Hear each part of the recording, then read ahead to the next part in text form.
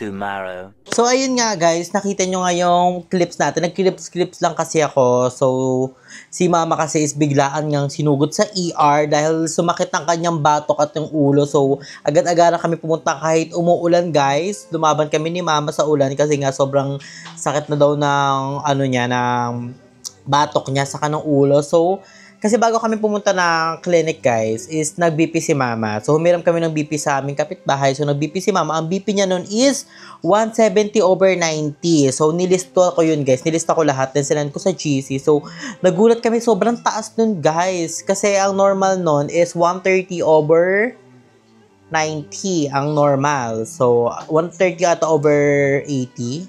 So, ayun. So, nagulat kami sobrang taas. So, agad-agad sinugod si mama sa clinic. Dapat magpa-check up lang siya noon. Then, binipi siya doon. So, nakita niyo, may clips ako na binipi si mama. So, nagulat kami, sobrang taas pa din. Like, 170/90 pa din. So, agad-agaran si mamang ini-ER na daw kasi may ititake sa kanyang gamot. Ang pangalan ng gamot is Chlordedine. Yung Chlordedine yung inano kay mama, tinik kay mama nung una. Tapos, ayun, ini-ECG siya. So, in-ECG si mama, okay naman daw. Okay naman yung ECG ni mama. And also, na-BP ulit siya ng every 15 minutes, bini-BP siya para, in case na mataas pa rin, ipapatake pa rin siya ng Chlordedine. So, ayun, nag-BP nga siya ng alas 2, 2:22 p.m. So, 170/100. So, nagulat kami, mataas pa din. So, pinatake ulit siya ng gamot. So, ayan, pinatake na ulit siya. Then, another 15 minutes, nag-waiting kami. So, binipi ulit siya. So, medyo bumapa naman na, 2:40 p.m. So, nag-150/100 si mama. So, medyo bumaba yun. Pinakalma si mama, pinahiga muna, binabedrest. So, wag muna daw siyang kausapin kasi nagpahipahinga. Tapos ako, that time is, kinokontak ko na yung mga sister ko. Buti na lang, nandiyan yung mga sister ko para agad-agarang sabi, bilhin agad yung dapat bilhin kay mama, yung mga medicine. And yung BP kasi ni mama guys is nasira. So, nagsira yung BP ni mama. So, bumili kami agad-agaran. So, ayun. So, binipi si mama for the last time ng 2:59 p.m. So, ang kanyang BP is 150/90. So, okay naman na yun daw. Sabi ng doktora, yun, kinausap naman yun ng doktor, na ganito daw, na iwas daw sa mga gatong food, na kailangan ng mga food is healthy food na. So, ayan. Yung pinaya kami ni doktor, then may niresete na rin mga gamot. So, yun na nga. Tapos na kami doon. And then, pumunta na kami ng cashier. So, binayaran namin yung mga bills, then everything. So, ayan. Then, nakauwi na kami, guys. So, nakauwi na kami. Si mama, pinapahinga ko na agad-agaran. Hindi ko na siya sinama sa pagbili ng gamot. So, ang sinama ko sa pagbili ng gamot is si Jacob. So, agad-agaran kami pumunta ng hospital. So, dala-dala na namin yung reseta, pati yung senior card ni mama. Si mama kasi guys is senior na. So, ayun. Kadagara kami bumili kami ng gamot na Chlordedine, 20 pesos. So, ayan, nireseta ng doktor. And, bumili rin kami nung isang gamot ni mama na, Loxortan. So, ayun, bumili rin kami ni mama kasi yun yung maintenance ni mama, guys. Bumili kami nun, 100 grams. And also, bumili na rin kami ng BP. So, nakakaloka, mahal pala ng BP kasi nag-check kami sa Mercury 3.5. Buti na lang, meron kaming napuntahan sa Pure Gold na TGP. So, mas mura. Nakabili kami doon ng 1.5 plus. So, yun, bumili kami doon. Then, bumili kami ng mga fruits, ng mga pineapple, ng mga iba-ibang fruits. So, ayun yung binili namin, guys, kay mama. So, ayun. Si mama naman ngayon is good. Nagme-medicine na siya. Hindi na siya masyado ini-stress. So, ay, nakakaloka. Pero nakakaloka, guys. We have a badness. Kasi yung kapitbahay namin, guys, is nag-check sila ng bubong. Kasi may tulo daw yung kanilang bubong. So, syempre, magkatabi yung bahay namin, nakita nila yung bubong namin sa bandang dulo is medyo kalawang na. So, magpupunta ako dito ng picture. So, medyo kalawang na siya. So, nagulat kami, sabi namin, hala, medyo umuulan pa naman. So, natatakot kami na maulit yung time na bumaksak. Kasi may times kayo na bumaksak yung ceiling namin sa dulo kasi hindi masyadong maganda yung pagkakaayos. So, bumaksak siya. So, ayun naman namin maulit yun. So, agad-agaran, bumili kagad kami ng pintura and ng mga pangtapal. So, pinapinturahan na namin agad yung aming pintura. So, kakatapos lang ngayon, napinturahan na ngayon. Okay naman na. Okay na yung aming bubong. Then, lahat. Thank you so much sa aming kapitbahay sa pag-ayos, syempre. and sa pag-suggest ng aming sobra guys. So, feel ko na stress din si mama dun nga sa bubong na pinakita sa kanya ng kapitbahay namin and also sa mga nangyayari dito sa bahay. Pero sabi ko kay mama, stay calm ka lang. So, ngayon si mama is nagpapahinga nga. So, kailangan niya talaga ng bed rest and more on mga fruits talaga siya. Then, vegetable. So, bawal na siya sa mga ibang fruits. Then, more on saging siya. So, ayun. And bumili na kami ng sobrang daming pineapple kay mama kasi nga, agad-agaran, baka biglang ma-hybrid na naman si mama. Pero yun nga, sabi ni ate, dapat bilhin ng mga gamot. So, bumili kami guys grabe, madami na, 20 pieces na gamot na. Tapos yung maintenance niya, 30 pieces.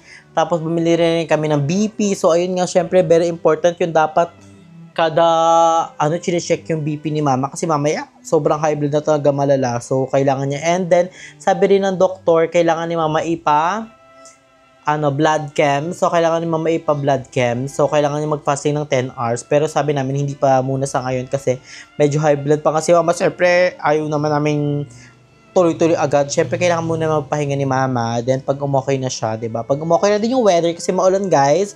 So, pag umokay na din yung weather, syempre, ipapa-blood chem namin si mama para ma-check na din siya ng doktor sa mga latest na kung ano yung gamot niya, then everything. So, ayun nga guys, sobrang lakas ng ulan, kaya mag-ingat kayo palagi, and then, lagi kayong magbaon ng water, and also ng mga gadgets natin, lagi natin i-charge, keep safe kayo lagi guys, lalo na sa mga bahaing lugar, lumikas na kung kailangan lumikas, and also sa mga pet natin guys, again, sa mga may alaga dyang dogs and cats. So, pagbahain po yung lugar, huwag nyo pong itali o ikulong sa kulungan ng inyong mga dog dahil, Diyos ko po, ikakategi yan ng inyong mga dog. Kaya huwag yun, guys. And also, guys, sa mga dyan, lagi nating isarang ating mga kontador kasi nga, grabe, guys. Super delikado pag nakuryente tayo. Kaya, doble ingat tayo, guys, kung kinakailangan. And also, ingat tayo, guys, palagi. So, ayun nga, ayun yung may update kay mama. Si mama naman ngayon is good. Nagbe-bed rest na siya.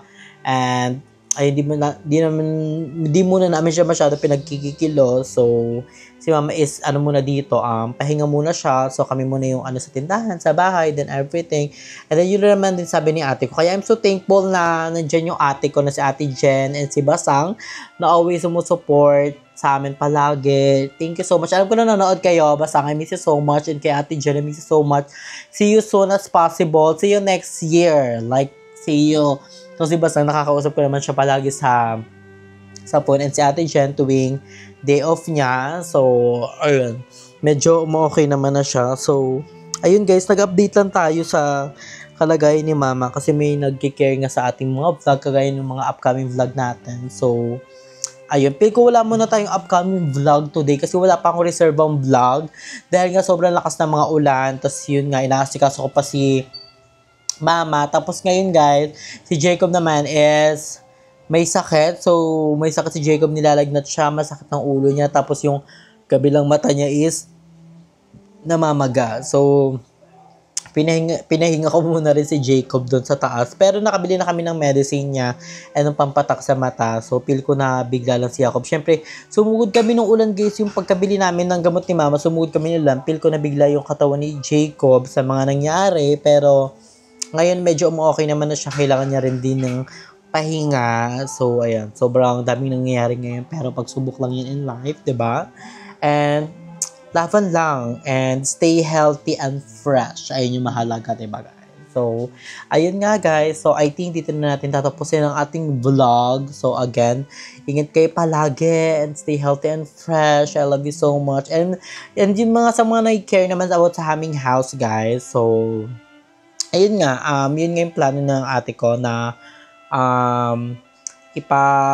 muna namin, hindi muna namin ipaparenovate. Gusto namin kasi bigla, lahat na ipaayos. So, ayun. Pero, medyo matagal-tagal pa yon. So, tiis ganda muna tayo sa ngayon sa aming bahay. Medyo, okay naman yung aming bahay.